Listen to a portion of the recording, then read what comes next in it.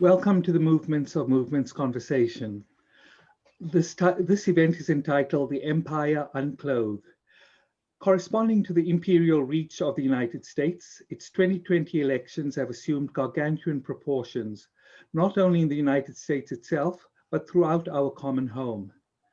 Even with the dismal choices from the major parties, things are so challenging that those of us who work for the survival of all understand that the choice is clear, albeit for very basic things that we had once taken for granted.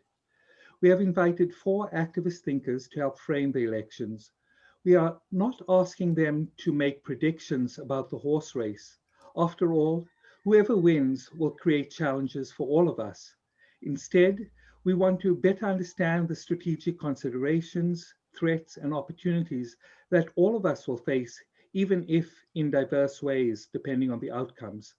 My name is Suren Mudliar, and my co-facilitator today is Liz Mestres, who will be joining us from San Miguel de Allende in Mexico. Liz is well known for her work at the New York Marxist School and Brecht Forum for over 4 decades. Together with Liz, I will be introducing our four speakers. In turn, they will provide short 8-minute opening comments before engaging with one another and then taking your comments and questions. Liz? I am here.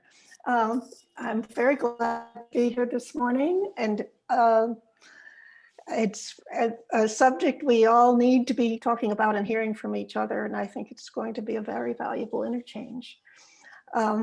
When Suren first told me the title, I immediately thought of Samir Amin's book, Empire of Chaos, because that's what feels to me to describe our situation of I think what these elections represent, for one thing, is the political dimensions of this multidimensional crisis that we find ourselves in.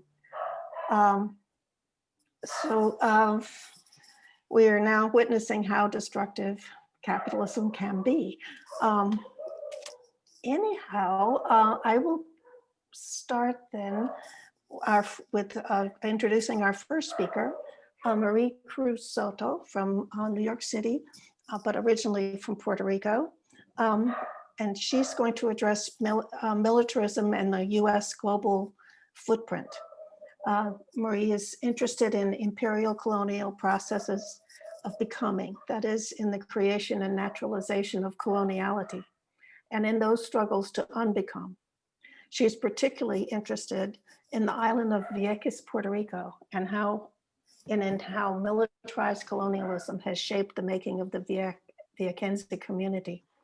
Her work consequently engages with the violence of militarized colonialism and with the proposals of anti-colonial and anti-militarism struggles.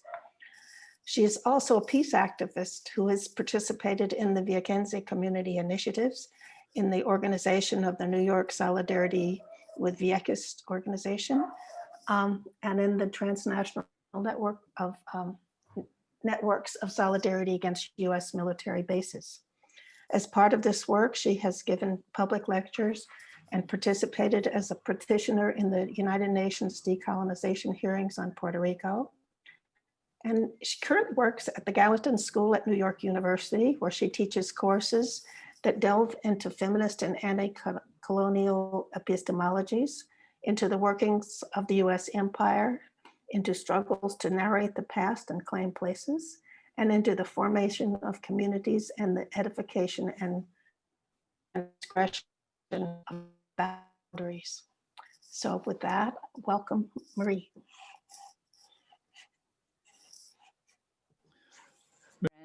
For the introductions. I'm just going to start by saying that I'm happy to be here, to be able to be part of this conversation, and to participate indeed with what we're going to talk about today. So I'm going to take my opening minutes just to say a few things about contextualizing US empire, US militarism in a global context, but also thinking about what's happening in the US prior to the elections.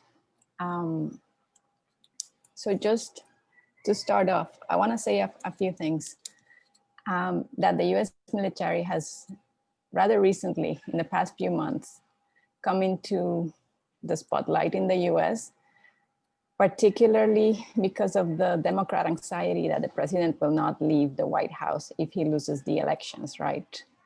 Joe Biden gave an interview just a few months ago where he basically expressed his conviction that if Donald Trump refuses to leave the White House, he would be escorted out by the military. And there are other ways in which it has been suggested that the military will play a role in not determining the election, but in making sure that the results are carried out, assuming, of course, that Donald Trump loses. And to this spotlight that the military is receiving recently, some of the highest ranking officers like General Mark Milley, they've seemingly expressed discomfort. And General Milley recently gave an interview to NPR where he said that the military has absolutely no role to play in the elections. And I think this is all rather interesting. The spotlight on the military, the recent spotlight on the military, and the higher officials of the military insisting that they play no role in politics, in US politics. And I just want to point out a few things that indeed the military plays a central role in US politics, has always done so, is a very political entity in terms of who joins the military, who leads it. And I can just mention here, for example, that the Secretary of Defense, Esper, and his links to private capital and lobbying groups. And also thinking about, of course, where the US military is stationed within and outside the US, and where does it unleash raw violence more freely and with more impunity. This is all obviously political. So the pretense that the US military is not political is obviously completely wrong. And I would just also point out to how the military has a huge presence, not only outside the US, but throughout the US, and particularly for the vulnerable, poor, mostly communities of color that live around the bases and closed bases in the US. And this also replicates outside the US as well, in places like Okinawa in Japan. So I want to make that point, start by making that point that the US is indeed a military entity. It has always been so. And I also want to point out a few things about that too. That the military is never really in the background. It seems to be, but it's never really in the background. And I just want to mention a few things that may be common knowledge for some of you, but I think they're worthwhile pointing out when we're trying to think about the state of the military now. Just to point out that it is expected that in the fiscal year 2020 to 2021, that the US will spend $934 billion in defense.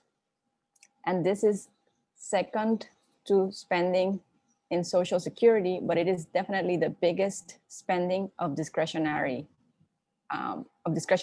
spending by Congress, right? And it's basically half of that discretionary spending for fiscal year 2020, 2021. So this is very significant, that when our politicians have a choice of where to put our money, US taxpayers' money, they choose to, of course, fund the military and not choose to do other things. And I think this is very telling about how within the US citizens, US politicians, US leaders assume that there is a way of being in this world, and it depends on having a strong military. And that people usually within the US, rather than thinking critically about the role of the US within just US society, domestic society, rather embrace it as something that is not to be questioned, right? It's unpatriotic to think about the military in ways that can open it to question. And it also assumes or makes it seem like the military is very measured in its interventions around the world, and that raw violence is only used when necessary, and it's about the outside and not about the within. So all those things have to be rethought about the violence that the US uses, about the measured nature of this violence and how it doesn't affect people within. I want to point something else out as well about how it impacts the within and the outside, considering that the US military has historically been the #1 polluter, the #1 agent globally, I would say, in just environmental devastation. And this is something that is usually not talked about when we think about climate change and environmental devastation. So it must be addressed as well. And if we're thinking again about the impact in the within, this is devastation that, you know, US citizens, US tax-paying money pay for, and then we also pay for the cleanup, right? And the cleanup never actually takes what is destroyed back to some pristine before. So I just want to take my last few minutes to say that thinking about the upcoming elections and thinking about how the US, I think that this is what I would say, that I think that the elections result, the result of the elections matter, but they are unlikely to change the general trend. For the US, it's a highly militarized and nationalist society. And even though it does matter, I think that trends in military spending will not change significantly. I think that in general, US hegemonic ideologies and US popular culture, hegemonic culture, will not, after the elections, question the role of the US military within the US. And this is, of course, not a coincidence, not in a sense on purpose, because we're witnessing potentially in these days a declining empire that cannot exert dominance economically and insist on wielding dominance through just the exercise of raw violence. So I think the election matters, but there are trends that have been historical, particularly the last 100 years that are not going to change. And this is something that then civil society within the US has to push for, a rethinking of the role of the US within and outside of the US. And I think I'll leave my comments at that.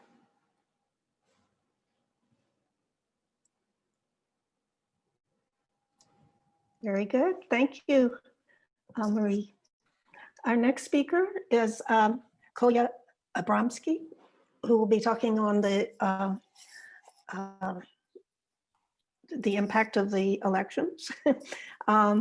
He's an archivist at the George Padmar Institute Archive in London, where he is responsible for cataloging the late John LaRose's personal archive relating to the oilfield workers trade union of Trinidad and Tobago. He's interested in the struggle over memory and the importance of preserving and recuperating historical memory for emancipatory politics today. He moved into archival work following more than 15 years as an organizer, educator, and researcher on different social and political and economic aspects of the global energy sector. He was very active with different global anti-capitalist networks and processes from the late 1990s to the mid-2000s.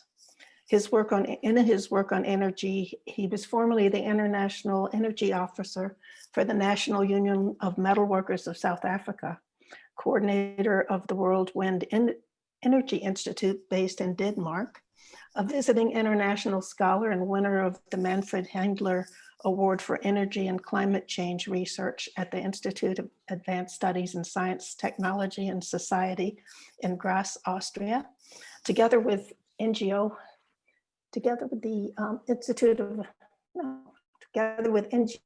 focus on the Global South.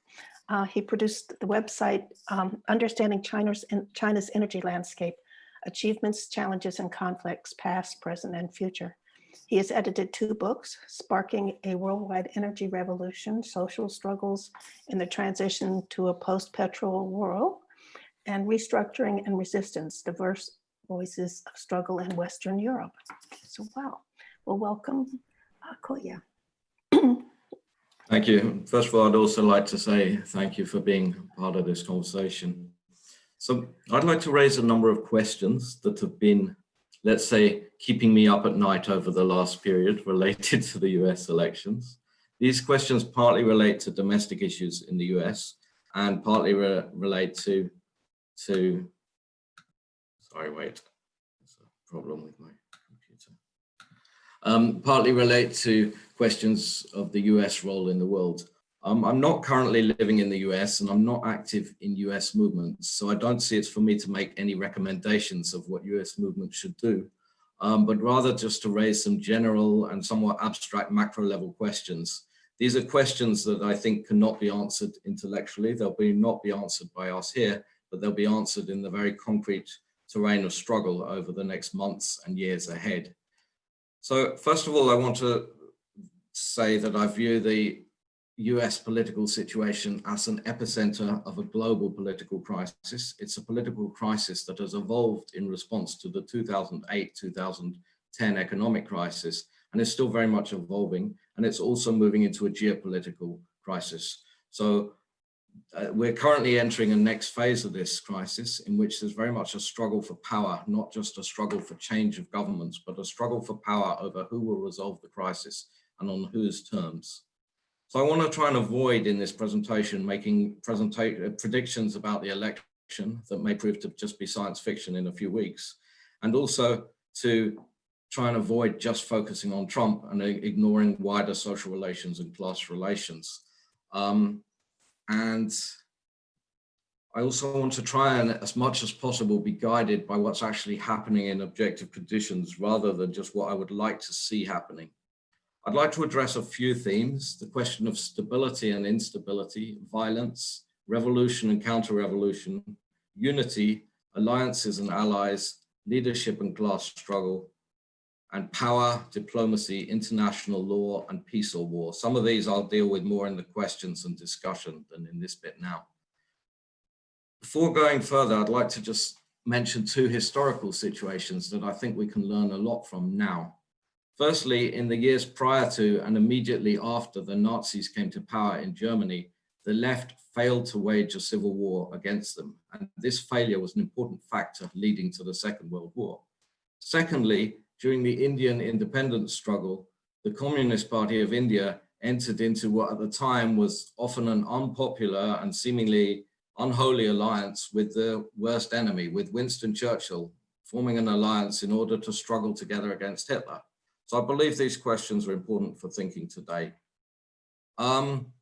Elections are a social mechanism for institutionalizing conflict and for struggle, for setting it within certain boundaries, rules, and regulations.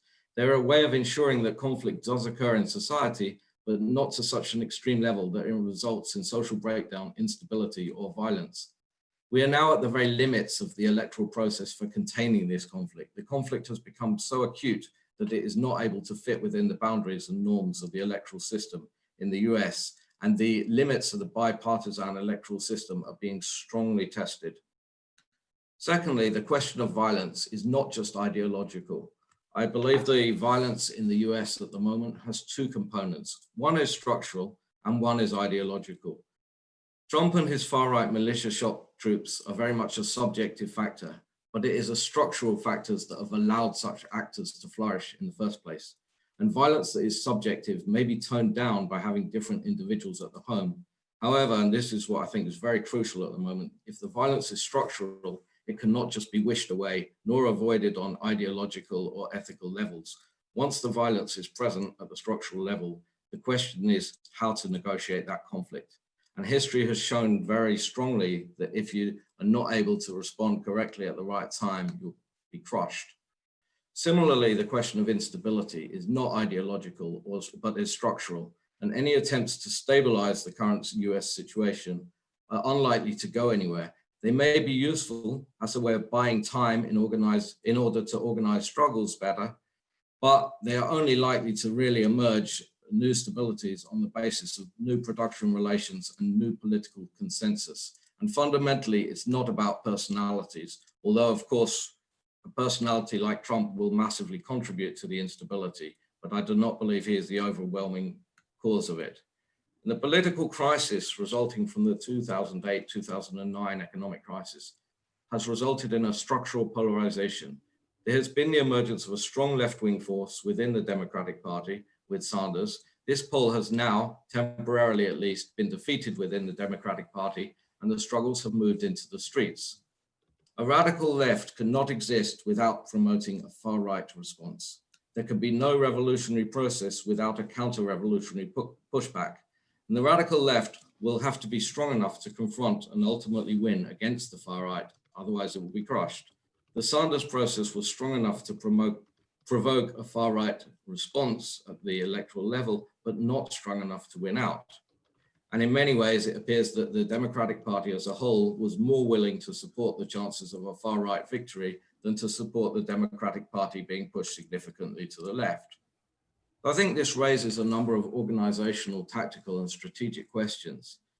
At the electoral level, despite its limitations, the US electoral situation highlights the need to defend parliamentary or bourgeois democracy, however limited these may be. And similarly, the question of the US Constitution. Trump has made it very clear that he does not feel bound to respect the election results. And while we cannot know in advance what happens, there is no reason whatsoever not to take this threat seriously. This raises the question of whether Biden and the Democrats should respect the electoral results. Arguably, there's little point in playing by the rules of a system unless these rules are mutually respected by all participants. I think a key danger in the moment is a sort of left sectarian approach that does not go behind Biden, but at the same time, a right approach that basically believes Biden is the answer because he is not Trump and builds a lowest common denominator anti-Trump coalition. So I think the question of waging the struggle is important, that potentially there's room for a very, very broad cross-class united front based on temporary tactical alliances, not strategic, and an alliance that may include some extremely, let's say, ugly elements politically, such as members of the US Republican Party, certain corporate leaders, and even senior US military, as Marie was just talking about the discussions of the US military. So I think this very much raises the question of what are alliances and what are the forces leading the alliances? Because an alliance that is a lowest common denominator would be extremely dangerous, but an alliance that has the long-term potential to push further to the left, further in a working class agenda at a national level, be extremely significant. I think alliances that are tactical do not preclude future struggles against members of the alliance, but certain stages in struggles at certain moments may be necessary. That's why I raised the example of the Indian Communist Party in the struggle against Nazis in the Second World War. This clearly raises the question of what kind of political instruments are necessary in the next stage of struggle, and where those instruments will come from. The other question is very much the question of violence and force, and what is or isn't the role of the US election. It seems to me the US military.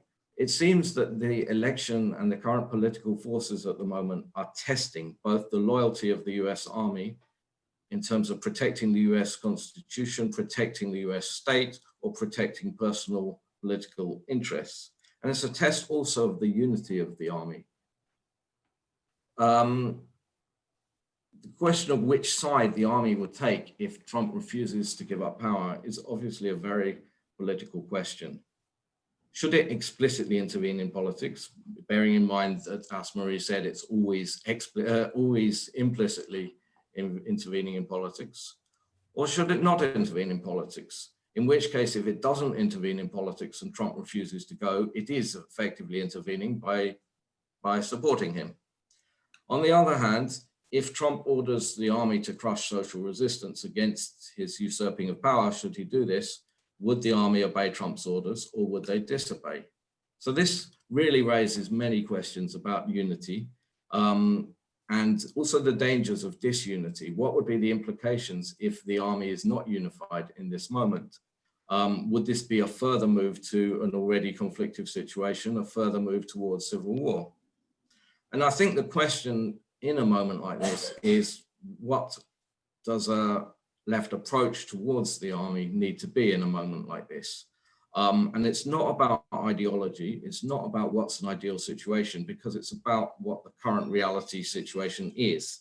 And the other question that needs asking is, if Trump were to usurp the election and the army didn't step in to stop it, would there be a social force that would be able to, or is the army the only force that would be able to? And I'd like to ask some more sort of general questions about that. If the army were to step in, would it be significantly different from an army refusing to fire on people when they're asked to and going over to the people, as in, for instance, the Russian Revolution? Or, for instance, in 1957, when in Little Rock, the school desegregation was enforced by the National Guard, or the progressive attempt at a progressive coup in Venezuela under Chavez, first time around, before he was elected. I'm asking these questions because a big question that comes to my mind is, are any of these equivalences even valid here, given that the US Army is the most imperialist military in the world, and then effectively stepping in to intervene in the US election would be tantamount to a military coup. So I think in a moment such as this, the army's loyalty and unity are actually really going to be determining factors in how the situation evolves in the years. And this also raises the question, is there a need to actively work within or with the army in terms of doing political education and organizational work? In certain sort of theorists in the past, such as Marta Hanecker, there was a strong discussion about the question of doing political work with the army. In many ways, it seems a very different landscape in the US. I'd like to stop there. I've got a number of points about the global questions, but I will bring these up in the discussion. Thank you, Kolya. You know, in some respects, I'm glad you stopped there, because the challenges that you presented to us are indeed very strong ones. And I should say, before introducing the next two speakers, the two topics that both you and Marie addressed, namely the military and electoral terrains, are perhaps the terrains in which we are weakest. And this places a heavy burden on our following two speakers, who hopefully will address the terrains in which we are somewhat stronger, the cultural terrain with Mama C, as well as the interstate system that perhaps Walden will address. So let me turn now to Mama C. And so I'm going to introduce our next speaker, Charlotte Hill O'Neill, also known as Mama C, who is an internationally known writer, poet, visual artist, and musician, priestess, and filmmaker. She is also the co-founder and programs director of the United African Alliance Community Center, located just outside Arusha in Tanzania. In fact, that is where Mama C is joining us now. Mama C's background, though, is in the Black Panther Party, and she's deeply connected to the city in which she was born, Kansas City. Her first book of poetry was written in 2008 called Warrior Woman of Peace. Mama C, please introduce yourself. Yes, I'm so happy to be among all these wonderful, enlightened beings. It's always good to have people who think similarly. And, you know, it blows my mind that as a 17, 18-year-old member of the Black Panther Party, you know, we used to always shout out, you know, bring down the empire, bring down Babylon. And to think that we are actually witnessing this in our lifetime. If I can use the parlance of the 60s, my mind is blown, you know, and many people really fail to recognize the power of culture that has been instrumental in helping to bring down what we call the empire. You know, and I learned about the power of culture as a teenager in the Black Panther Party in Kansas City. And one of the most powerful things that continues to inform the woman that I am, the community activist that I am here in Africa, and when I go out to other parts of the world, is the culture of community service, the culture of volunteerism, you know. And many people say, why was it that the government, why was it that J. Edgar Hoover and all of those kind of people, why did they say that the Black Panther Party was the #1 threat to the internal security of America? Huh? It couldn't have been because we believed in defending ourselves when America has the greatest military on the planet. No, it was because we were building that unity that the culture of volunteerism and community service builds, huh? That was the threat, and it continues to be a threat.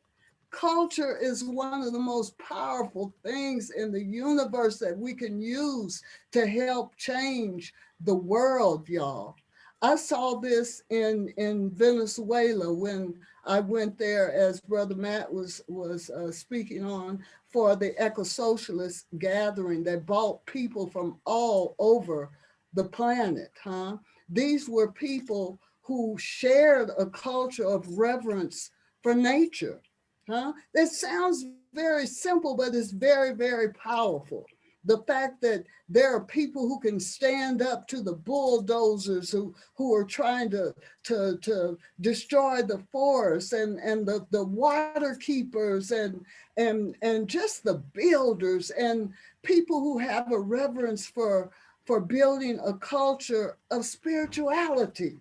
And we look to the indigenous communities to guide us to know how to grow this culture of spirituality. I'm telling you, there's power in recognizing your ancestors. There's power in recognizing ritual to turn things around. There's power in recognizing the importance of building a matriarchal society. This is the age of enlightenment, y'all. And it's beautiful to see, especially so many young people who are embracing this culture of spirituality, which spills over into honoring nature, into honoring earth, into building community without even thinking about this so-called thing called race or nationality, which are all artificial constructs, huh? It's a beautiful thing for youth to understand that even building a culture of apprenticeship, as opposed to having to make sure that you have, that you have your degree or your diploma or any of this, which actually leaves out so many knowers, so many people who have knowledge that could help turn things around in our communities, who can be mentors. That's a very powerful culture, y'all. The culture of apprenticeship, which is a very African, very indigenous way of passing on knowledge to the young people, huh? And you don't see that anymore. Last time I was in New York, and I saw the buildings that had all these beautiful artworks that were sculpted into the facades of these buildings. You can't find anybody who knows how to do that anymore. That's why the buildings are just boxes, huh? Because that culture of apprenticeship has almost died in America, where it's still thriving in other parts of the world. Then there's the culture of building through understanding that we are all connected, huh? We're all connected. And I understood that, and I learned that as a member of the Black Panther Party, that we are a part of the international family, the global community. And that is something that has strengthened me, that continues to strengthen my voice. And this is something that we pass on to the young people that we work with, both in Tanzania and in other parts of the world. The culture of volunteerism. Y'all, the building the culture of volunteerism, that cuts out so many avenues of capitalism, you know, so that too is a threat. All of this is a threat when you exert your individuality, which informs the person that you are. When you have a culture of building people up and not tearing them down, that is human, y'all. And so many people are losing their humanity. You know, yes, materialism. Someone has asked, materialism should yield to spirituality, right? Well, hey, we need to all understand and practice the spirituality that is in all of us. It's a part of our DNA, huh? Okay, I see that. Yes.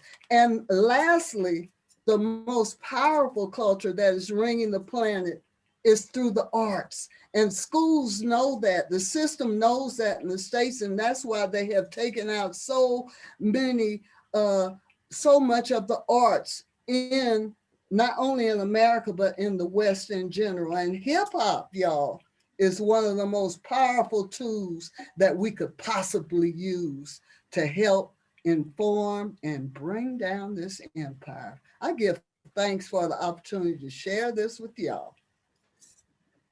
Thank you, Mama C. This is most inspiring and sets the stage in interesting ways for our next speaker, Walden Bello. Your reference to many other forms of culture not validated by our current society, and summing it up in some ways as speaking about these cultures as laying the basis for an exit for a cutting out of the culture of capitalism, links very closely with some recent work, well, for a lot of work that Walden Bello has provided us with. So I'll introduce Walden Bello. Walden Bello is closely associated with Focus on the Global South. He has served as a member of the House of Representatives of the Philippines from 2009 through 2015, during which he was chairperson of the Committee on Overseas Workers' Affairs. He resigned from the House in protest of the policies of the Aquino administration, perhaps the only instance of a resignation on principle in the history of the Congress of the Philippines. He's the author or co-author of some 20 books, including Food Wars, and most recently a report, The Bretton Woods Twins in the Era of COVID-19, Time for an Exit Strategy for the Global South. Walden? Yes, thank you very much for inviting me, and I'm very happy to participate in this very important webinar on the eve of the US elections. I, first of all, would like to really say that I was listening very closely to Marie and Kolya's, as well as Mama C's presentations, and I think they've raised a number of really critical points with respect to the situation right now on the planet and what we should be expecting.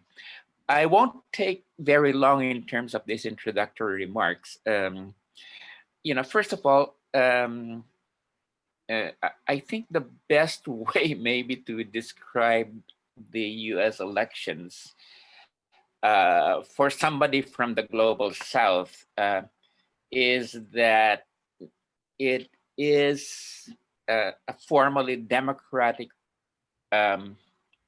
event that is nevertheless profoundly undemocratic. Now, the reason I say that is if we look at where we're existing as an empire, a few million people will be casting their ballot. Whereas the results of the elections are going to affect the whole planet. So, this is, if you talk about the periphery of the empire, billions are on the periphery, whereas we have a few 100 million, that will in fact make the decision on who will be leading the empire. So, in a way, therefore, this, I just wanted to say that, it's a democratic event that is also profoundly undemocratic at the same time. The second thing that I would just like to say is, clearly, Trump represents, the far right. He represents what is fast becoming an overtly fascist program, going in a fascist direction. And 4 more years of Trump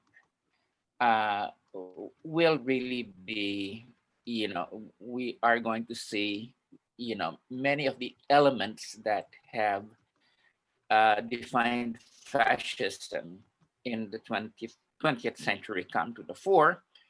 And of course, a very central part of that will be racism, okay? Which, Trump has made no bones about. He invokes that, and he does, he basically, is promotes not only racism, but basically a very anti-liberal, democratic, kind of, approaches. And I think people have experienced that very much. And in contrast to that, I think we have Mr. Biden. Now, as Kolya and others have mentioned, we have had a very interesting political process in the United States, whereby the progressive forces united around Sanders, but of course, Biden was carried to triumph in the Democratic primaries because he was, sort of seen as the safe centrist bet by, a large part of the base of the Democratic Party. And I think that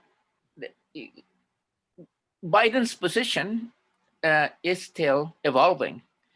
And I think we have to realize that many of the neoliberals and neoconservatives that used to be in the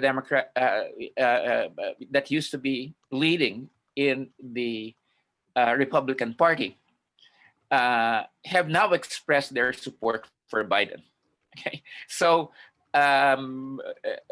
so what we're seeing is, that and indeed the Biden campaign has embraced these people.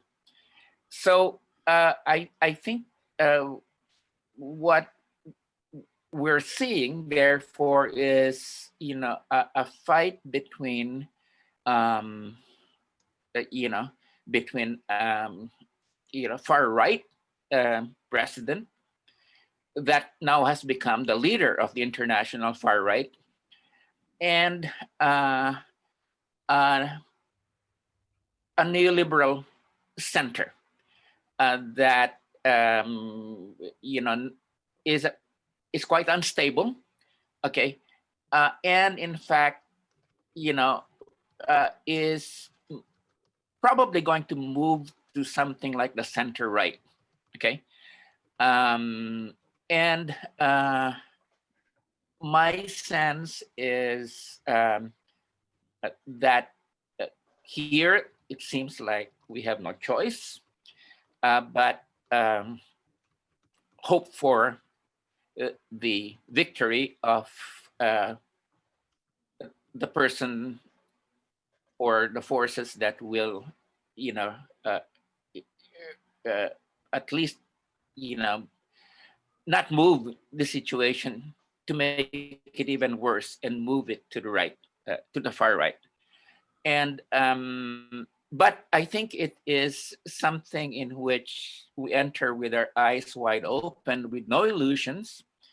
We realize that you know, it is a coalition that, as Kolya has said, has a number of real contradictions among the forces, but that it also is not um, um, uh, it- but which can be pressured in certain directions. Okay, um, so I think this is what we're facing. On the one hand, we have a definitely increasingly fascist, you know, force that is represented by Trump, and then a kind of neoliberal restoration that is represented by Biden, but you know, a force that is still evolving in so many ways, and then a left that is, for the moment, um, uh, um, not in the center of the political struggle, electoral struggle, but certainly a left that can play a role in terms of impacting on the policies of a future Biden administration, if in fact it is Biden, you know, that wins. Okay, one area I think where we're not going to see much change is in the relationship between China and the United States. I think, you know, that both Trump as well as Biden, this have basically increasingly taken, you know, strong anti-China positions, and my sense is that you know, we will see a worsening of the U.S.-China relationship in, you know, this, you know, whether Trump or Biden wins. The second thing that I think we're going to see, and this relates back to what Marie has touched upon, is the U.S. military. I think the U.S. military, you know, is dangerously on a path of um, increasingly taking a position that is quite anti-China. And I'd just like to end by saying, just with respect to this situation, that there's just no way that, contrary to what the US military has been saying, there's just no way that the Chinese military can compare to the US. It's not a peer competitor. It is light years behind the United States. So let's just settle that. Just even in terms of the military budget, Marie has said, I believe she mentioned a figure like, you know, well, at least I'll just use 2018 figures. The United States military was spending $660 billion, whereas the Chinese budget for that year was around 260 billion. So the US military budget was far greater. And in fact, the US represents some 40% of US military spending.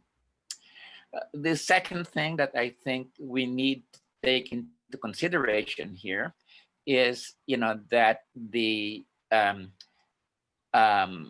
strategic military capabilities of China are really quite small when it compares to the United States. The United States has about, several thousand warheads, nuclear warheads, and it has also, very much developed intercontinental ballistic missile capabilities. China's strategic military armaments has been undeveloped for several years. They've neglected that.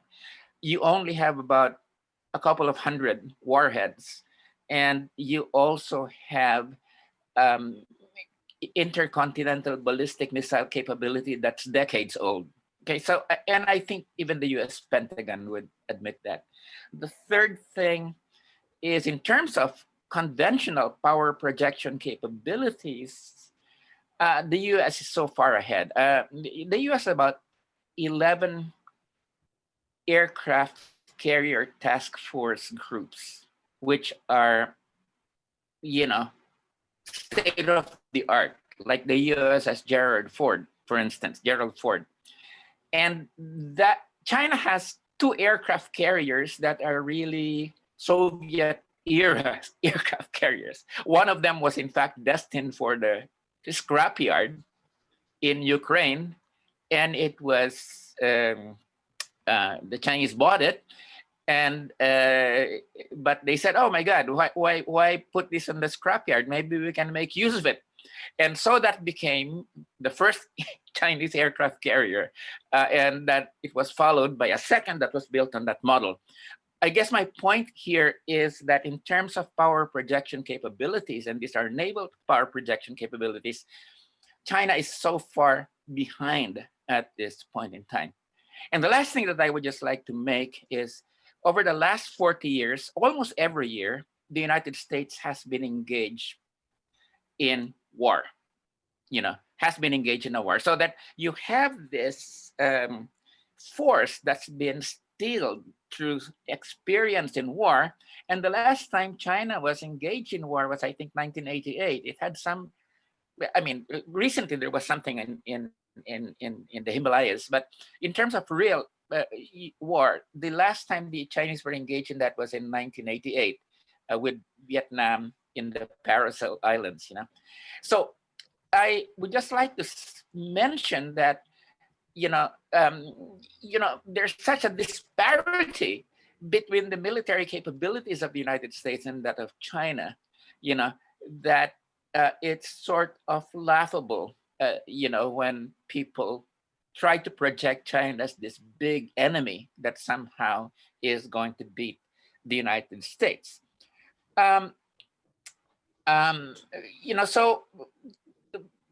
So these are some of the things we really need to consider at this point in time. So let me just summarize. It's a democratic exercise that's profoundly undemocratic because it is taking place solely at the imperial center.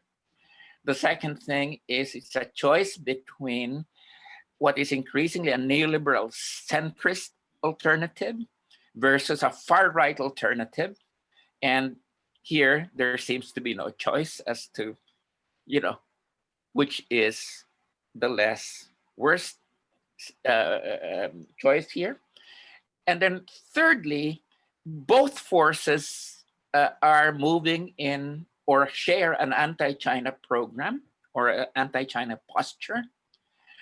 And the last point is, you have a military that is increasingly gearing itself at so many different levels for conflict with China. So this is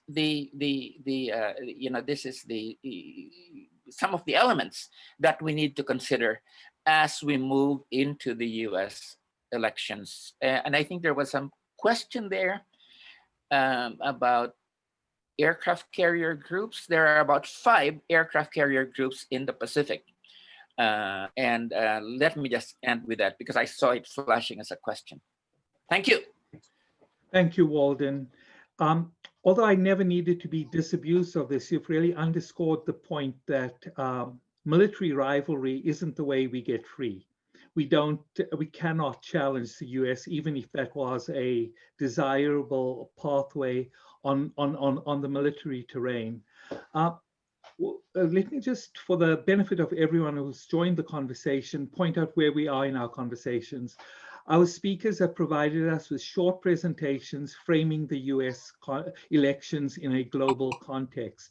We're now going to proceed to a discussion between the speakers, with them posing questions or raising other points for about 15 to 20 minutes before turning to your questions and comments and allowing the speakers then to respond to them.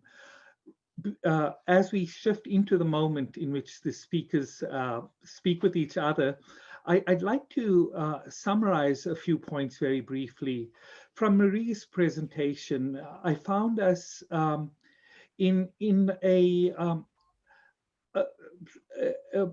I found it particularly helpful for several reasons. One is it completely exploded the myth of US exceptionalism. While both Walden and Marie spoke to the undemocratic culture of US elections, they did so along two different lines. Marie pointed out the overwhelming role of the military in our lives in the United States as well as outside of the United States. Indeed, one of the more interesting points that came out of Marie's presentation is we cannot look at the military as an external projection of force alone. Instead, it is a projection internally as well. And so that does make it interesting, given the correlation then between the presence of the military around the United States and the different forces that may in turn impact upon it. With Kolya's presentation, again, we had a chance to explore the structural factors, not only of the elections, but also of the military itself.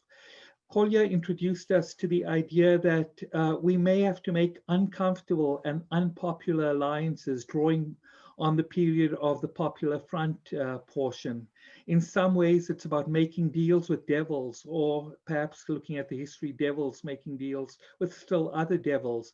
Nonetheless, Kolya asks the question, what social forces exist or social force exists as a counterweight to the right project?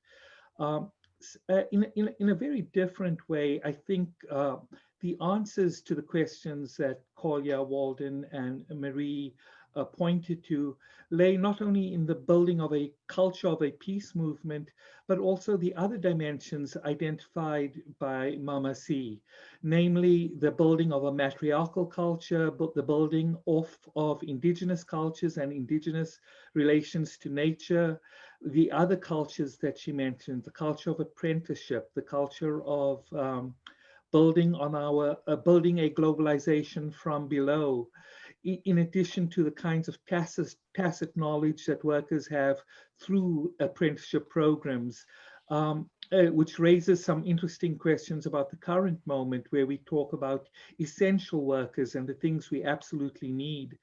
As a result, there was a lot there from Mama C's presentation to move forward. Of course, Walden promises us a neoliberal restoration, and that is something where he believes, though, that the left, while not at the center of the political spectrum, not at the center of political power, may be able to impact the policies implemented in this period of neoliberal restoration, should it come to be with the election of Joe Biden. So with this, I'd like to turn to the speakers and see if they have any questions for each other. So Marie, Kolya, Mama C, and Walden, do you have any questions for each other or observations you'd like to raise with us?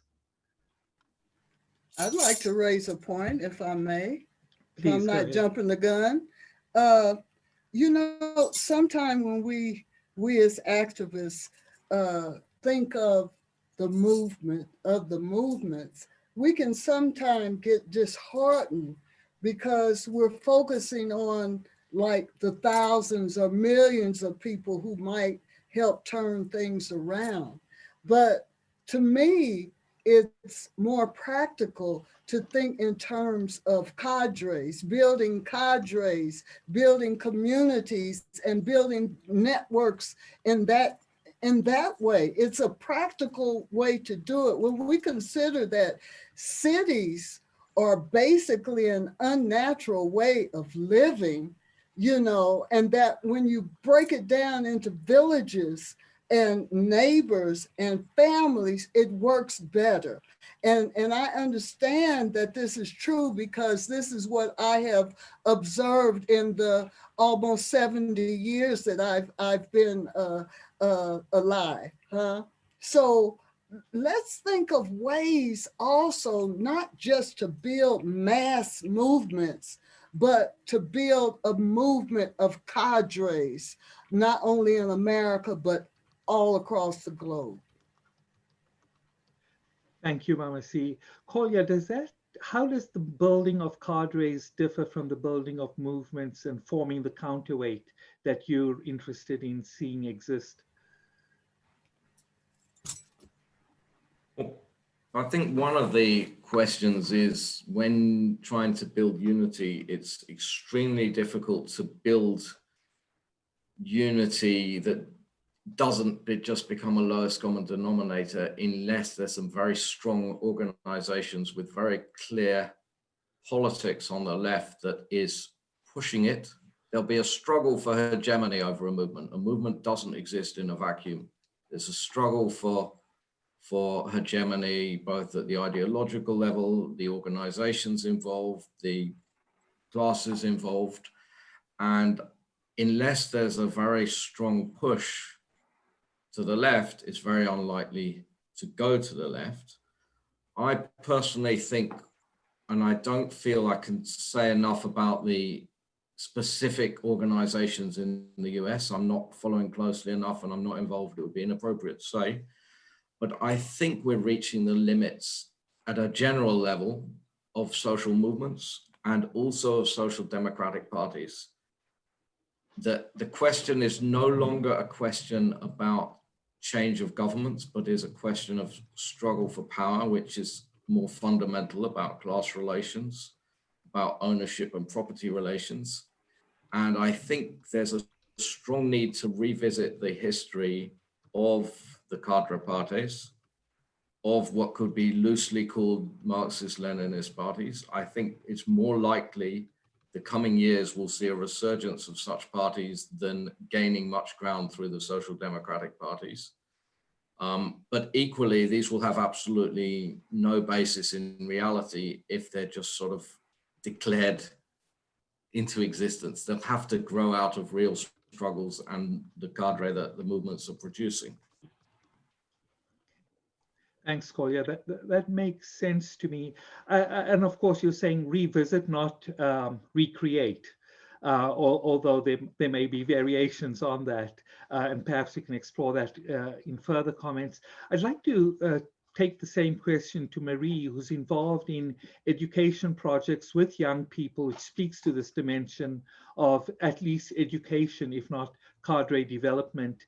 Marie, you also pointed to the connection between the external and internal presences of the US military, and you've been involved in successful struggles against the US military bases within at least that inside-outside part of the United States, Puerto Rico and Vieques. Do you want to speak to this question of the formation of cadre as part of a process of building a counterweight?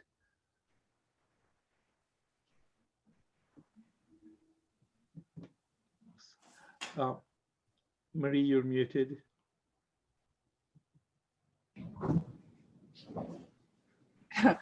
My apologies, but it's raining really hard. And there are thunderstorms right now where I'm at. Yeah, but thank you for your question, Saren. Yep. Okay. Marie, I noticed that perhaps as a result of the thunderstorms, your internet connection's very weak right now, and we can't hear you. Mm. Walden, would you like to address the question while we're Do waiting you for Marie? want me to? I can come back later. Okay, thank you. So Marie, will you log in and log out again? Okay, while I we think he wait. will come back. Ah, you're back again now. Maybe I can say something in a few minutes, but I think he'll just come back when it stops raining so hard. Okay. My internet connection. Okay, thank you, Marie. So fighting nature as well as the internet itself. Walden, how would you respond to this suggestion from Charlotte around the formation of cadre, given your own history and your sense of the balance of forces right now?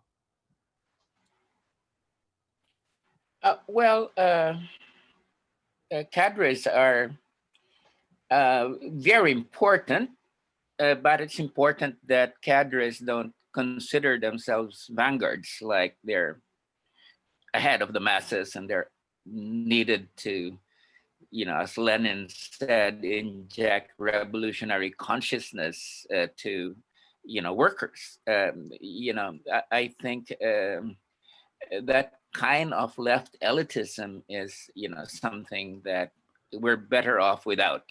Okay, I think we do need people who engage people who engage in a real dialogue, bringing out the best in women and men, and moving along with them along, a progressive, path, instead of looking at them as people to be led in an enlightened direction.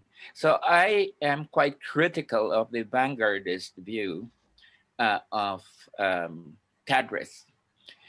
But I don't think that's what Mama C meant. And my own, experience, has been, that, I was once part of, a vanguardist movement, and I think it's not the way to go. I think we really must follow very democratic paths in which we see ourselves as part of the people rather than as a sort of an enlightened elite leading the people. So let me just, stop there for the time being. Thank you. Please, can I clarify something? Please go allow me ahead. just Before you one do, moment. Mama Charlotte, I'm Yeah. sorry if I butchered and narrowed your concept, but please go ahead. Yes, yes. My brother Walden, of course, I'm not talking about an elitist view and as to what a cadre is. I've always been a foot soldier. I've always been very, very grassroots. And so that is what I'm speaking on. The cadres and that's probably what we're getting hung up on, that word cadre. I wish there was another word that I can use. But I'm talking about definitely. these youth that we work with, especially the youth, who have the enthusiasm to be examples in the community and actually do hands-on work that can turn things around, and that is turning things around. I'm talking about brothers and sisters here who are stars in their own right, but they're out there sweeping and taking care of elders and going from house to house to make sure people are, that's what I'm talking about. That's the kind of cadre I'm talking about. I know you remember the barefoot doctors, in China. That was a cadre also. Right. So I think maybe that term that I'm using is Sure. I hear someone saying there's a distinction between cadre and vanguard. Well, I'm just talking about people power, grassroots power that really helps to change things. That's revolution to me. Yes, thank you. No, I know that's what you meant. You know, so Okay. I was, and not the kind of vanguardist thing. So Yes, yes. Thank you. Marie, has the weather improved at your end? No, not so much. Okay. I could try to say something, Please go ahead. but it may not work. Can you all hear me well? Yes. So maybe I'll just say something about the conversation that has just been taking place. So maybe I would emphasize on, and I agree, the need for human connections, to imagine something different, and to work towards that something different. And I would just say that there's also the need to rethink effort and time in ways that challenge capitalist notions of time. Like it has to be productive in this sort of way. Go out and work with people, do community work, which I think is also what Mama C was mentioning, and I agree completely. Thank you, Marie. Time is not our favor, both in this, it's not our friend in both this conversation and as we look at global and natural timelines. But so I think it might be appropriate for us then to move to questions from our community of participants who've joined the conversation. One of them is a question from Melanie Bush. Melanie, would you like to pose the question directly to our speakers, your question regarding what will be about the building of a global force linking struggles. It's particularly apposite to the kinds of points raised in this conversation and to Kolya's point about a counterforce. Melanie, are you available? Sure. I'll first just say a profound honor to be with all of you in this conversation. So it's sort of very related to the cadre vanguard conversation, but the question of, in a world that's in such deep struggle everywhere, how do we build in this moment? How do we draw from the historical examples and build in this moment the kind of force globally, so that what's happening in the United States, like this vote that Walden so clearly spoke to, that this small group of people is linked and tied to the global in deep ways, because we have many different examples. We have many different sectors. We have many different, even a broad umbrella of particularities of politics, but our struggles are so intertwined. And within People Strike, it's something we've been, talking about a lot, and Matt and Wendy and Walda, I see on the call. But it's just any insights. I don't think there's an answer so much as just reflections about this moment and what it means for our international building the force, the people's force internationally. So any thoughts that you have? Melanie, before we turn to the speakers, could you provide us with a 2-sentence summary of what People's Strike is, since you referred to it?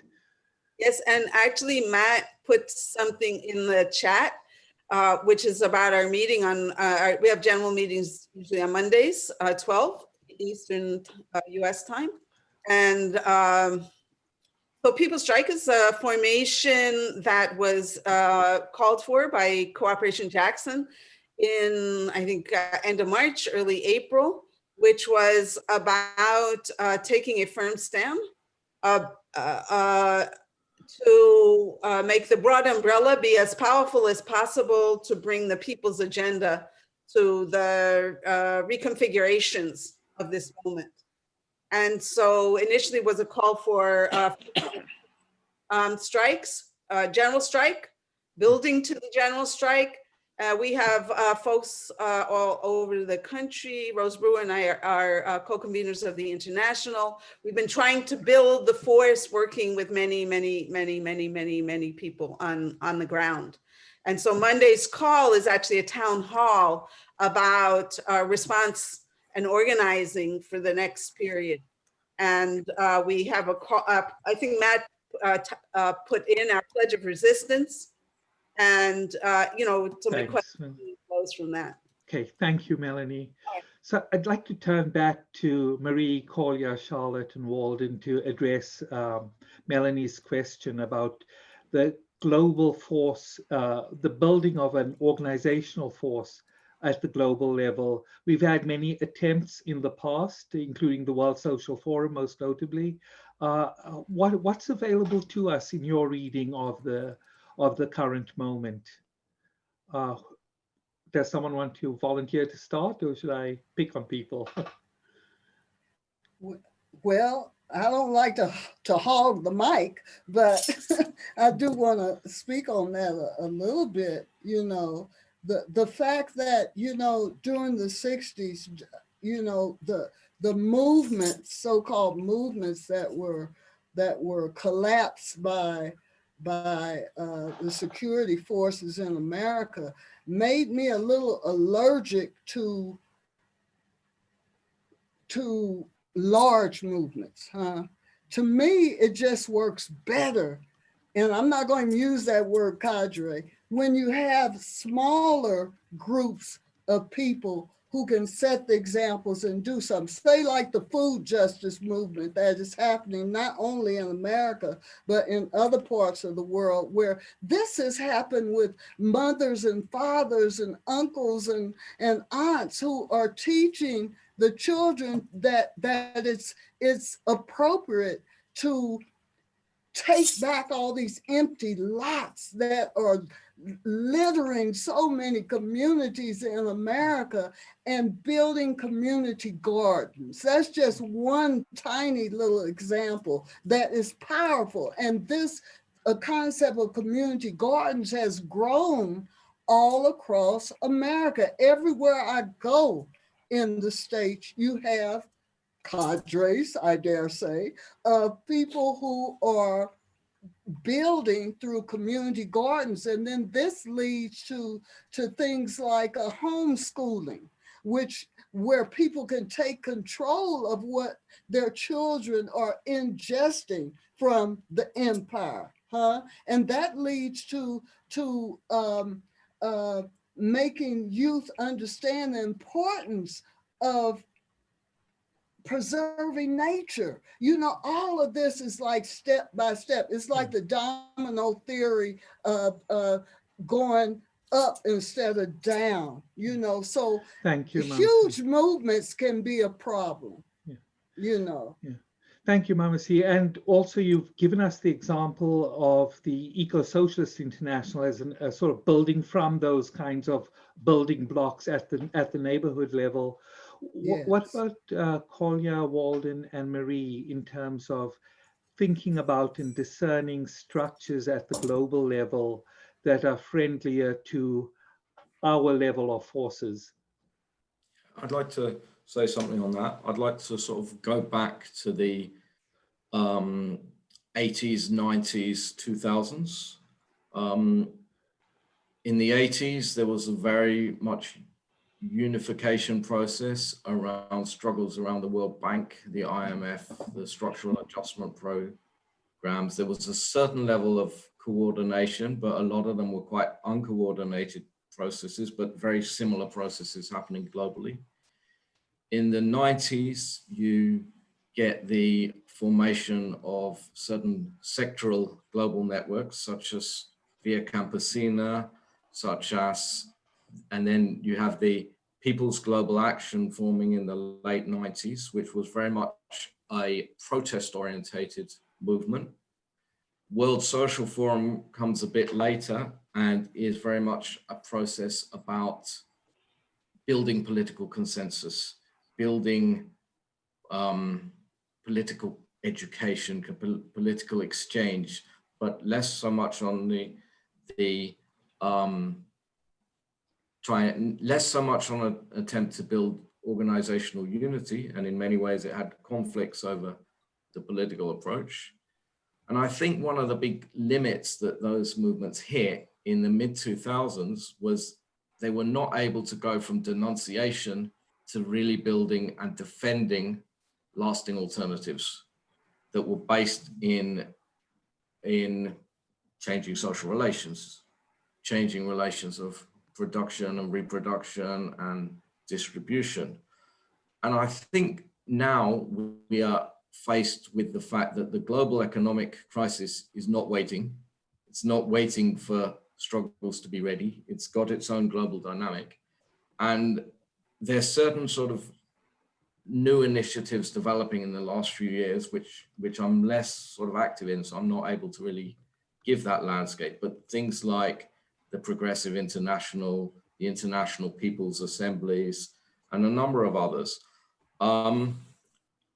It seems to me there's a sort of dilemma that on the one hand, we've got more and more international exchange with communication technologies. News doesn't get isolated. It booms around the world very quickly. But the question is, what does it actually turn into politically? And I think now we're getting into the dialectic between global and national, that there won't really be a strong basis for international struggles unless there's very strong struggles at the national level. And I think we're in a new phase of that, where actually the struggle is more political than social movements are able to deliver, that it's a question about power. So I think it's quite likely that we see much more coordination in the next years of leftist political parties, but outside of the existing channels. I think there are a number of major obstacles there.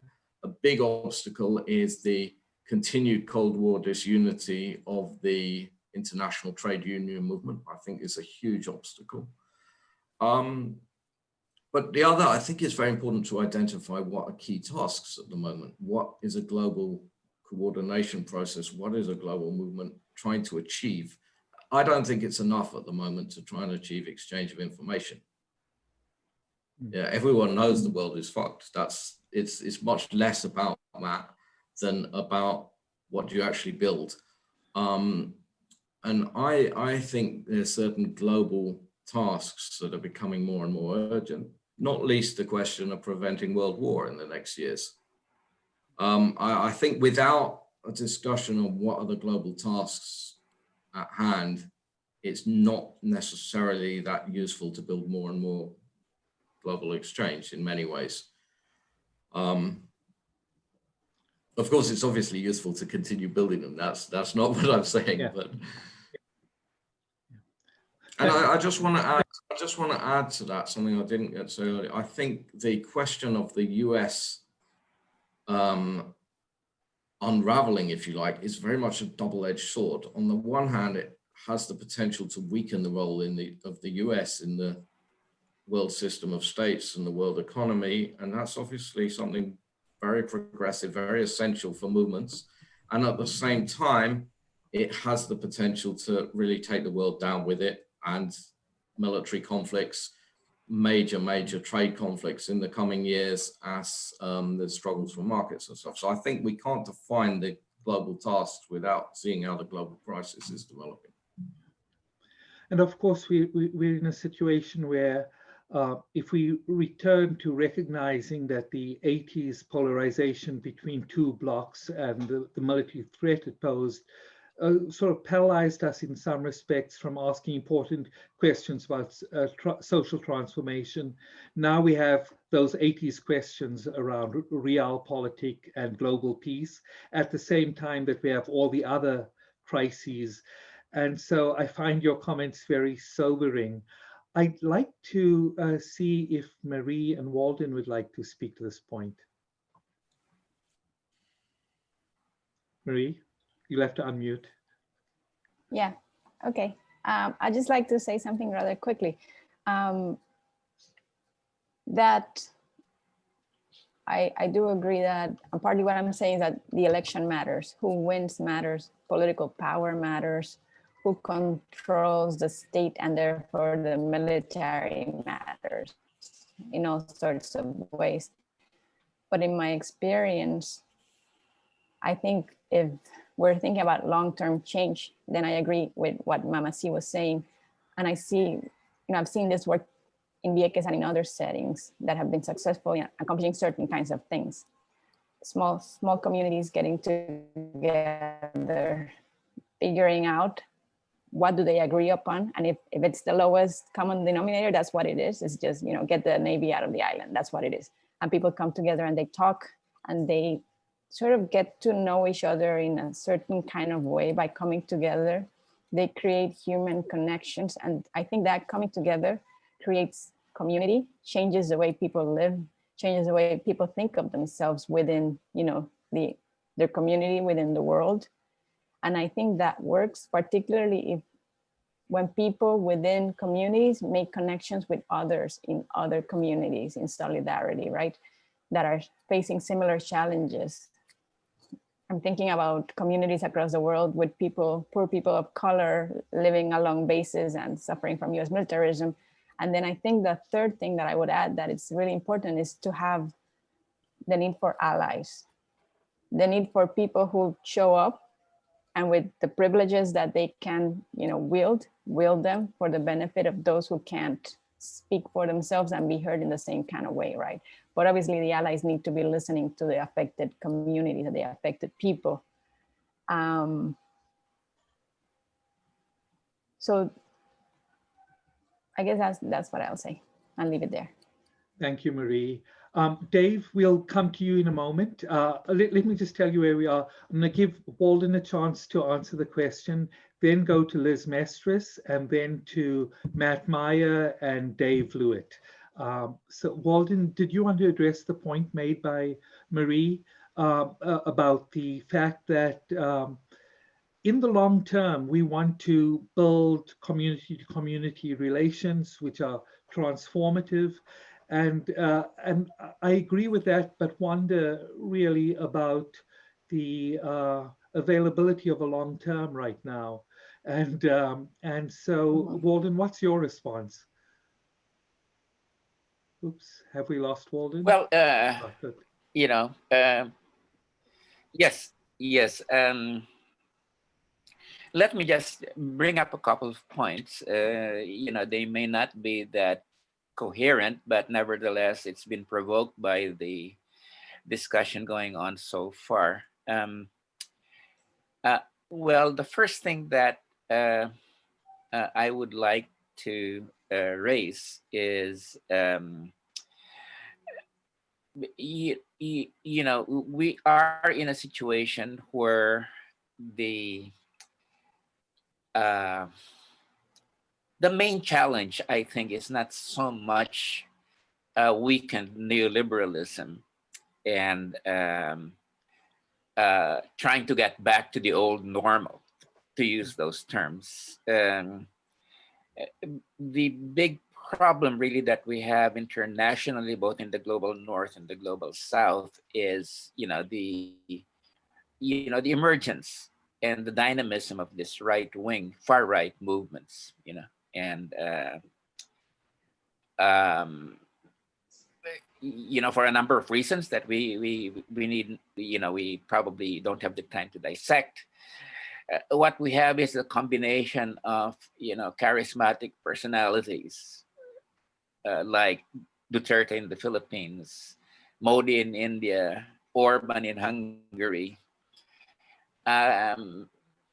cherry picking some of the positions of the left, you know, around, you know, for instance, in Europe,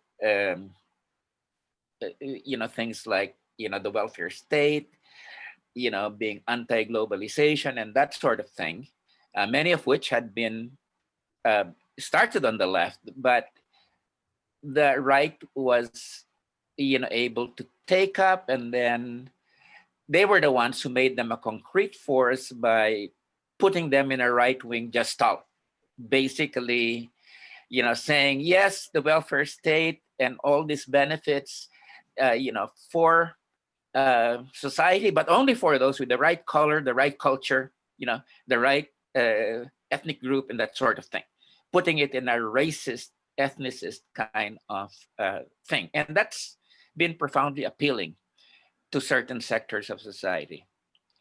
And part of it, of course, has been the way that the Social Democrats and the Democratic Party in the United States went with neoliberalism and basically lost a lot of their base. Okay, so that's one thing that I think we really need to confront. How do we stop that dynamism that's coming from the right? Okay. The second thing that I would just like to say is that progressives have a lot of great ideas. You know, I mean, there's, you know, if you just look at it, ecofeminism, there's food sovereignty, you know, there's emancipatory Marxism. You know, there's so much work that's been done. But the problem has been they haven't been translated into a material force. And so how do we get these great ideas that we have on how to reach the future and make them a material force in the sense that we get large numbers of people behind them, okay? And part of it really is, how do we really inspire people again in the same way that democracy in the 19th and 20th century and socialism were able to do, you know? And it wasn't just a rational process. I mean, it was really appealing to people's emotions and spirits. And I think that's extremely important, you know, that we take these dimensions of people's existence, because people are not just rational beings dealing with ideas. People really need to be suffused with spirit. And I think that's one area where the left has been, you know, quite deficient in. But we have no choice. We just have to be there. I hate to use the word inspirational, but our ideas have to inspire.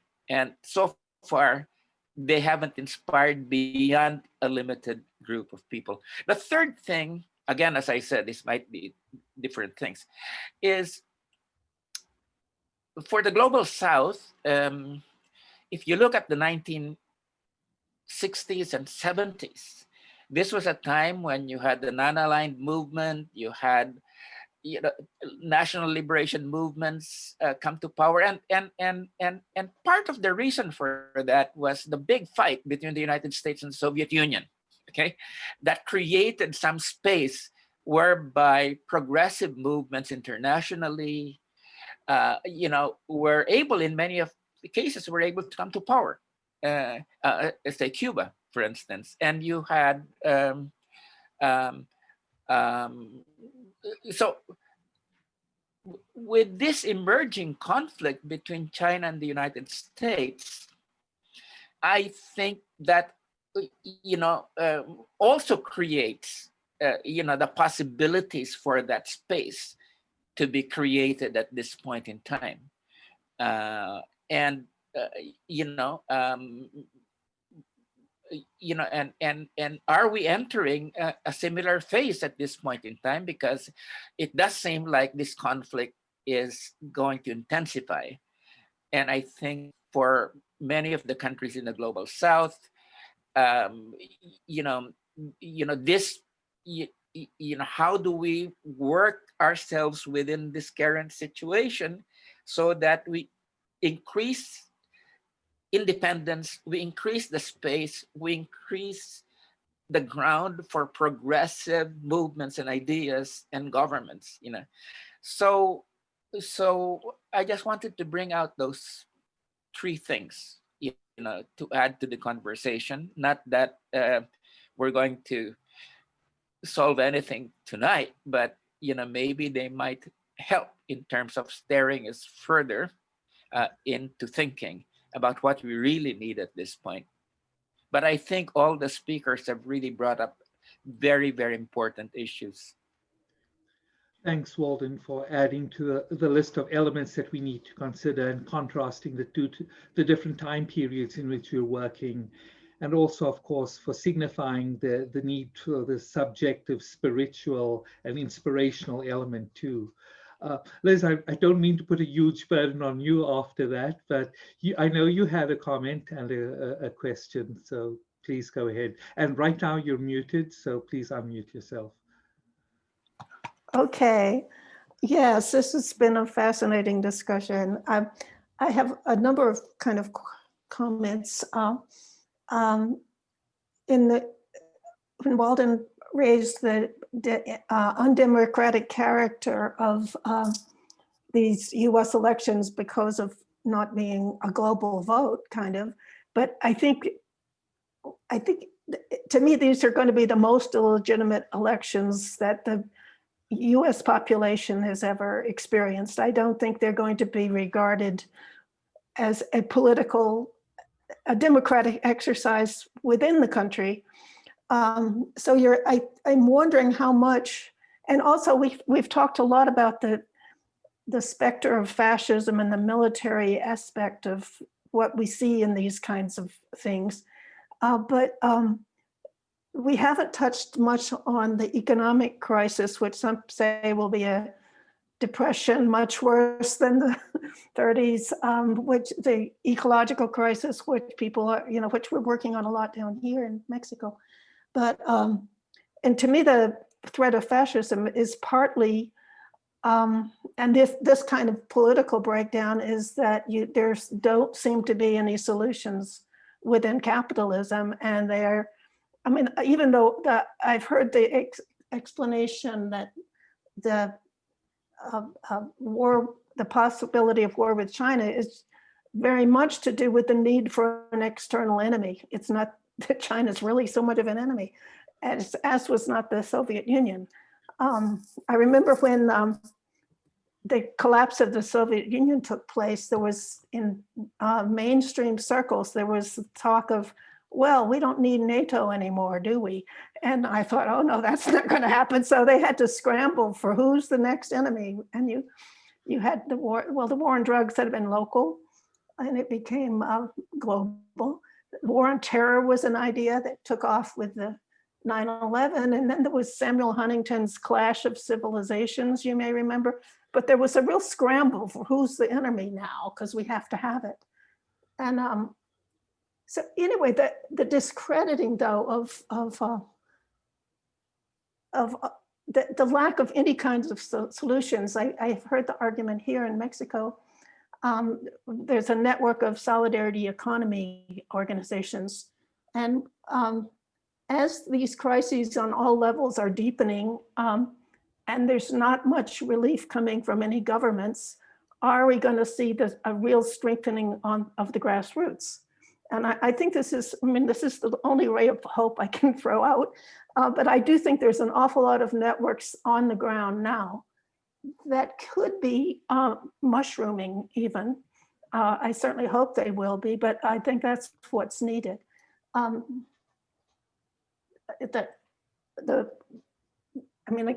We've gone back and forth about the grassroots and the political formations. And I do think there's also a very interesting search for new forms of organizations that come from the old forms that were more authoritarian, more in line with the capitalist mode. We're seeing really people experimenting with networks, movements of movements itself. I mean, but anyway, that was going to be a question. But I do want to say, we haven't looked into what is going to be the effect on people on the ground of the kind of what we're headed into. Yeah. And I suppose that's a fault of those of us who frame this event, in that we are looking, so directly at the power play within the United States and its implication at the global level.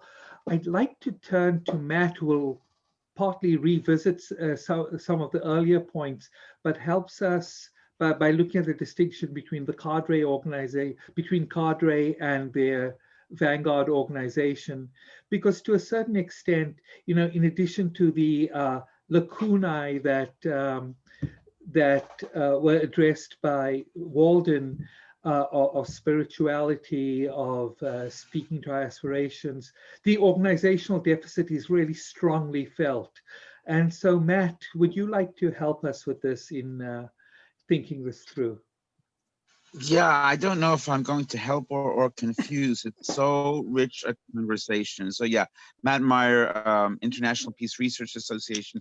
I have to say, all four of the speakers, and yes, you, Surin and Liz as well, have really, I think you've affirmed the wisdom of those of us in the Movements of Movements organizing group of picking the four of you to start us off on this vital conversation, which of course is only part one of a two-part conversation, which Sharon will tell you more about later. But the fact is, just picking up from where Liz left off, this particular moment and this particular possibility, which I think we all feel is ripe and will require a lot of work, but is perhaps more possible than even some months ago.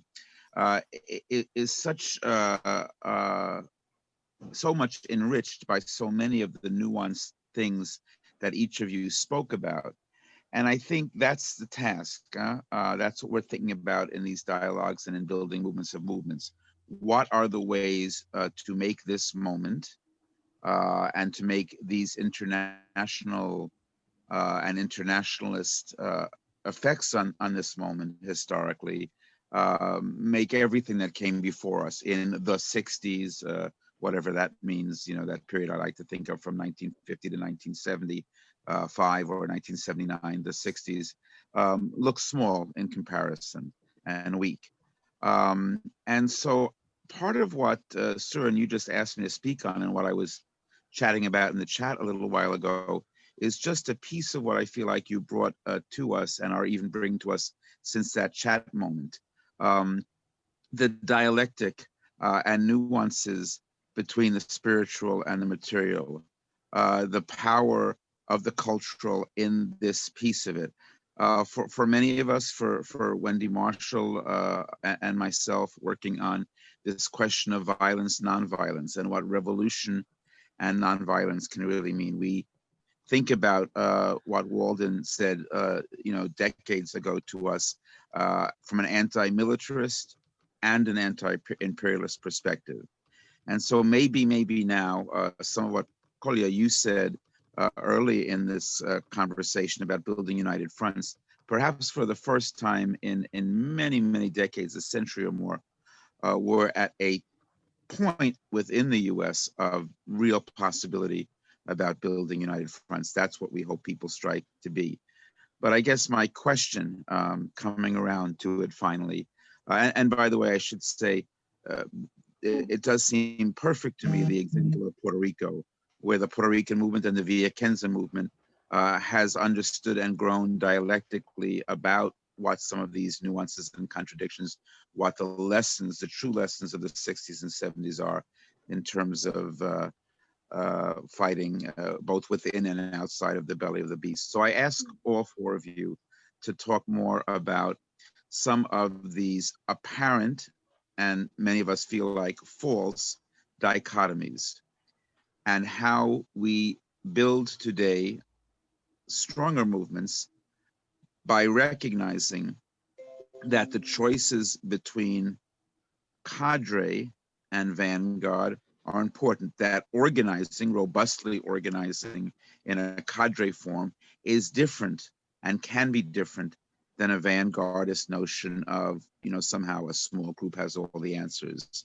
That nonviolence, if used strategically and tactically, can be more powerful than it's ever been used, and it's not about passivity, but can go down completely reformist roads if there's not a revolutionary mindset, a commitment to self-determination, self-defense, etc. So all of these nuances, all of these apparently false dichotomies, the spiritual and the material, the revolutionary and the nonviolence, the cadre and the deep organization. I'd love to hear you talk about that with an eye towards building movement in the future. Thank you, Matt. Matt, before I turn to the speakers, I do want to note that it's 12:45 my time. And so we've been going for an hour and 45 minutes. That's not so bad for me because it's just approaching lunchtime.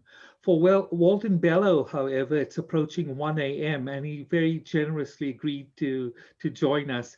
I know for Kolya and for Mama C, it's approaching dinner time. And so I'd like to, perhaps if we could use the response to your set of questions as the closing comments for our speakers. Nonetheless, they're not confined to that. So I'd like to go to Walden for a set of closing comments. Right after Walden goes, we'll turn to Marie and Kolya and Mama C. But I know that Dave Lewitt has an outstanding question. So if it's a very short question, please ask it now. I hate to lose sight of the questions that Matt just posed, but please go ahead, Dave. You'll have to unmute yourself. Okay, thanks, Saran. I think it's really important for us to consider something, potential large range of cadres that have not been discussed, namely the more than 1 billion nominal Roman Catholics on earth. Pope Francis is talking really revolutionary stuff. I don't know how many of you have paid any attention to his encyclical from 5 years ago called Laudato Si. And now, just a few weeks ago, he came out with another one called Fratelli Tutti, all brothers. And these address, this would be a spiritual and social base for, I think, really revolutionary change in the world and really dealing with fascism, because he is talking not just about ecology, but he's talking about neoliberalism in the form of corporate greed. He's talking about technology in the form of the problems of surveillance and military technology. And so if we could have tens of thousands of Franciscan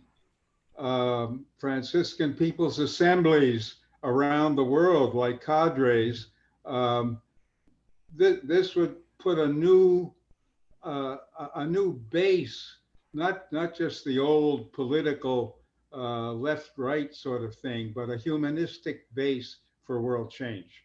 Thank you. And so I wonder, what the speakers have to say about this. Thank you, Dave. In fact, it does speak to the question of agency raised by Matt Meyer, the question of revolutionary organization and political consciousness. So I'd like to turn back to Walden then for a closing comment that addresses both Dave's point as well as the questions raised by Matt Meyer. Walden? Yes. Well, I think what Pope Francis is doing is quite important. And I think the progressive ideas that he has expressed are things that really need to spread through the Catholic Church. But as to the possibilities for change within the church, I might not be as sold on that in terms of, I think it's a church that's terribly wrecked at this point, with especially on the question of child abuse and all the problems that have dogged the church in terms of the in terms of this whole dimension that has occurred in terms of the behavior of priests, and that's something that I think is very much felt in all countries. the second thing is, I think that on cultural issues, the church continues to be quite conservative, and we had a hell of a time getting the bill that I was one of the co-sponsors, the reproductive rights bill or reproductive health bill, because of the opposition of the Catholic Church hierarchy in the Philippines. And so I think, yes, it's progressive in some aspects, but culturally, I think the church is also quite backward, or at least the church hierarchy. And so I wouldn't look so much there at this point for change. What I look at, and I'd like to end with this, is there's a great democratic movement surging in Thailand at this point in time. I mean, you know, you had thousands and thousands of people over the last several days come out and said, we're not going to take this military dictatorship anymore. And really, we want to, you know, a really democratic process. And, you know, and youth is in the lead. You know, talk about real surging, effervescent movement going on with the fiery idealism of youth again infecting a whole country. And Thailand, you know, I was just there about 3 weeks ago, is extremely, you know, I mean, it's a beacon for for the kind of change that people want at this point in time. And I think that inspiration coming out of Thailand at this point, and so many of us who have been in touch with Thailand have been asked so many questions by people who say, "Oh my God, you know, amidst all this gloom, boom, you know, we have this democratic movement, and it's, you know, what is it? What is going on there that the rest of the world really needs to really look at this point in time?" So, my last comment is, when we least expect it, you know, a progressive movement comes up, you know, and this is one of the interesting surprises of history. It's not closed, you know, and in fact, you know, you know, that hopefully this kind of effervescence is going to inspire, you know, so many other people throughout the world at this point in time. Like a thief in the night. Yes. When we least expect it. Marie, how do you respond to these questions? And also, I think Walden's added a dimension and a challenge to the other speakers. Are there other examples of hope? Are you similarly inspired by events in Thailand? I know you've spoken already about events in Vieques.